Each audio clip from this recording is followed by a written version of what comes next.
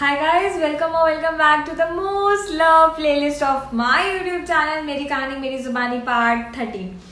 तुम लोगों को एक बात बोलना चाहती हूँ कि अगर तुम्हारे पास टाइम नहीं है तो प्लीज़ ये सीरीज़ मत देखो। ये है जो मेरे से बहुत ज़्यादा प्यार करते हैं और जो पूरा दिन पढ़ाई करके थोड़ा सा ब्रेक चाहते हैं पढ़ाई से, उसके लिए है यार।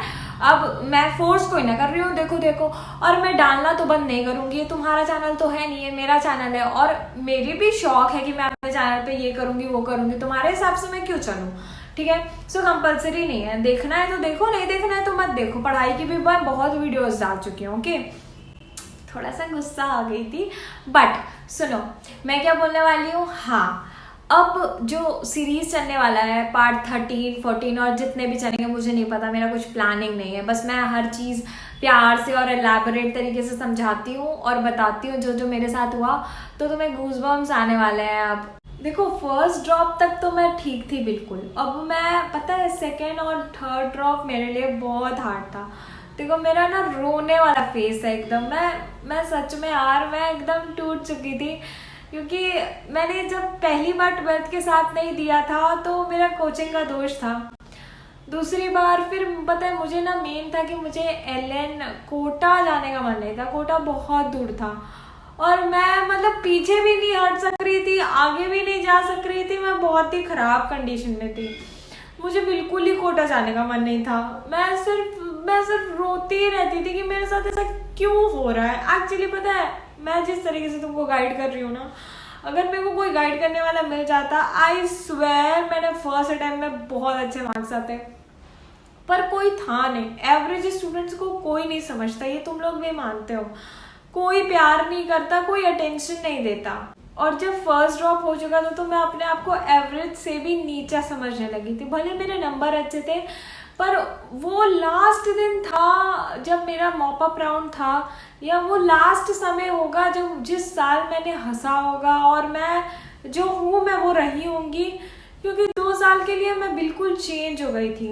वो लास्ट समय था जब मैं हंसा होगा और खुश रहा होगा, और जो अब रिजल्ट मतलब मेरा नंबर कैलकुलेट किया वो, उसके बीच का जो समय था ना वो मेरा मतलब ऐसे ही बीता है। पूरी नेगेटिव, दिन रात रोना, स्ट्रेस में रहना। पता है मैं हंसती थी ना तो मेरे को लगता था कि मैं किसी का कर्ज अदा कर रही हूँ। मतलब मैं जैसे ही हंस रही हूँ हंसते हंसते मैं रोने लगती थी। मैं अपने आप से इतनी ज़्यादा दुखी रहती थी, क्योंकि मैं सच बताऊँ मुझे सच में दोबारा ड्रॉप लेने का मन नहीं था। हिम्मत नहीं हो रही थी मैंने, पर ईगो था, बस ईगो था। और अब था कि मैं पीछे नहीं हट सकती। जब किसी चीज़ के लिए मैंने 3 साल अपना बयां कर दिया है तो 1 साल और ही सही। क्योंकि जब मुझे ऐसा लगता था कि बीडीएस, बीएमएस और वो क्या कहते हैं बीएससी, तो मेरे हाथ पैर कांपते थे। मैं कहती थी नहीं ये सब मेरे से नहीं होगा। तो जब ये सब नहीं होगा तो क्या होगा? एमबीबीएस ही करना है। तो अब ड्रॉप लेने से क्यों डर रही हूँ? तो बस थोड़ा सा मोटिवेट करती थी, पुश करती थी, पर ऐसे ही था। तो पता है मेरे साथ बहुत ही गंदा इंसिडेंट हुआ कोटा में। एक तो बहुत ही ज़्यादा रुलाने वाला इंसिडेंट हुआ था। लाइक मेरे दिमाग में ये था मुझे नहीं जाना था कोटा। अभी भी मैं 100 बार बोलूँ, कोटा बहुत दूर था और मैं दिल्ली में बहुत बार घर आ चुकी थी। लाइक कोई भी दिवाली और कोई भी फेस्टिवल छोटा मोटा भी पड़ता था तो मैं फ्लाइट करके, बस करके, ट्रेन करके मैं आ ही जाती थी इधर। ठीक है, लेकिन ये बात पता था कि कोटा बहुत दूर है, 1 दिन आने जाने में ट्रेन से लगेगा, तो आना मुश्किल था। तो मैं 6 बैग सोच सकते हो, पूरा बुक कॉपी, आकाश इंस्टीट्यूट का सब चीज़ भरा मैंने। और फिर मैंने बस बता नहीं सकती, मैं बस ऊपर से हंसती और अंदर से जैसे तुम लोग को लिखने में लगता है कि यार रो रहे हो, और मैं कैमरे के सामने अपना वो दिन बता रही हूँ। सोचो मैं किस हालत में होंगी इस समय बताते हुए, और कितने लोग को लगता है कि मैं नाटक कर रही हूँ, ओवर एक्टिंग कर रही हूँ, और कितने लोगों को लगता है यार तुम अपने रोने वाला सेक्शन एडिट में कट क्यों नहीं कर देती हो, यू लुक सो एनोइंग। यार अगर इतना ही तुझे मेरे रोने से नफरत है मत देखा कर वीडियो। ये मेरा इमोशंस है, ये मेरा स्ट्रगल है, और मैं जब उसके बारे में बात करूँगी मुझे वो दिन याद आएगा और मुझे रोना आएगा ही आएगा। तो तुझे नहीं देखना मत देख। तो मुझे लास्ट टाइम छोड़ने ट्रेन में बहुत इंसिडेंट हुआ था। मैं बताती हूँ, वो तो एकदम ही गूज़बम्स आ जाते हैं अभी भी सोचते समय।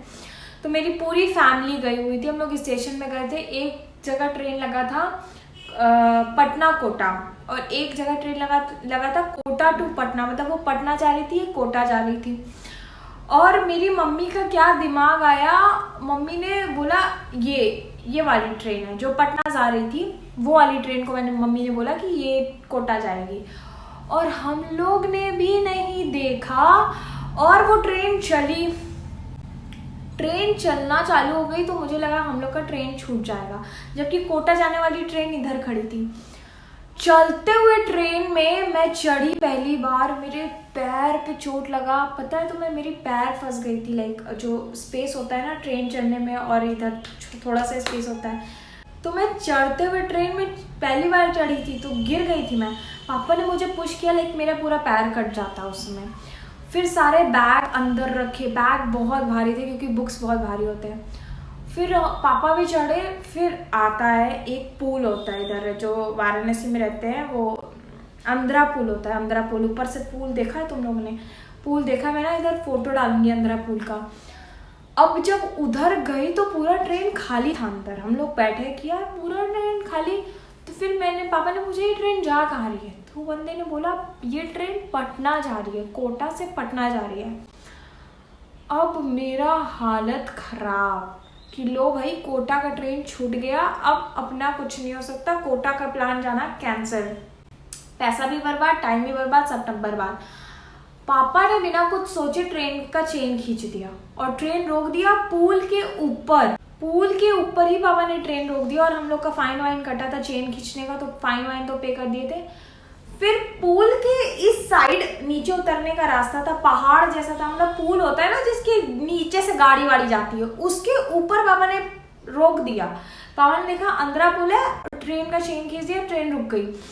और फिर हम लोग गलती से पुल के, मतलब ट्रेन, ये पुल है, इधर ढेर सारा ट्रेन जा रहा है और इधर रास्ता उतरने का, हम लोग उस साइड उतर गए। और पुल के ऊपर तो अंधेरा ही रहेगा ना, सारा बैग 6 बैग उतारा।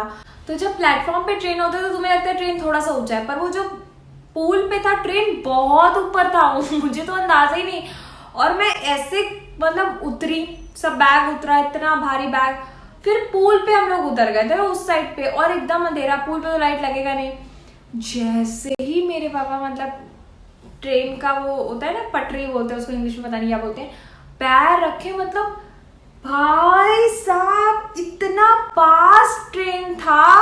मैं पापा तुरंत पीछे हट गए, मतलब तुम समझ सकते हो, हम लोग इधर खड़े हैं और ट्रेन इधर से गई तुरंत। मेरे तो टॉयलेट आ गई थी, बिल्कुल ही मैं डर गई थी। और मैं इतना पैनिक कर रही हूँ, मैं रो रही हूँ कस कस के, मतलब बहुत बच्चों टाइप से रो रही हूँ, क्योंकि ऐसा हो गया था ना कि मतलब पापा को कुछ हो जाता, मतलब होता है ना कि मौत को छू के टक से वापस वाला कंडीशन हो गया था वो अभी तक। फिर हम लोग फिर ट्रेन में चढ़े, फिर बैग को चढ़ाया, फिर उस साइड से उतरे। भाई साहब इतना रोई मैं, फिर मम्मी को फ़ोन किए पापा ने।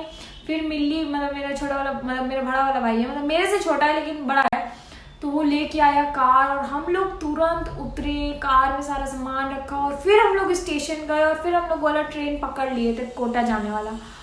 और ये सारा चीज हुआ था सिर्फ और सिर्फ 15 मिनट में, तुम सोच सकते हो। फिर मैं रास्ते भर, ट्रेन भर में रो रही थी, क्योंकि मुझे कोटा जाने का मन नहीं था। देखो यार, लोगों को लगता है कि कोटा कोटा कोटा अच्छा है, लेकिन जो छोटे बच्चे होते हैं ना, उनको इतना दूर, मतलब मेरा तो एकदम अंदर से मन नहीं था कोटा जाने का। मैं अपने मम्मी पापा से इतना दूर नहीं जाना चाहती थी, और मैं सेकंड ड्रॉप भी खुद के जिद की वजह से कर रही थी, ठीक है।